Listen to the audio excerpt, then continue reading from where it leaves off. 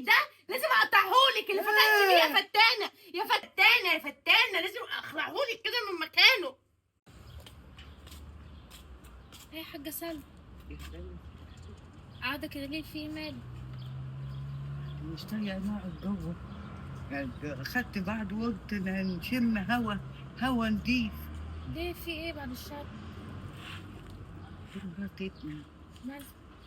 بتقعد في الجنب ما بتستحماش وريحتها مقرفة وبتلزق جنبي. مية؟ تفضل نبقى مش قادرة بنت أشم ريحة ولا الجلابية اللي ما بتغيرهاش ولا وحاجتها كده لك لك وتعمل إيه ده، ولا بتطبخ ولا بتنظف الشقة ولا بتعمل حاجة خالص. قرفاني. مية يا حاجة سلوى؟ أيوة معي شنب تعبانة. سبتها وقلت نقعد هنا نتهوى، أشم هوا نضيف يا أختي من اللي بتعمله فيا.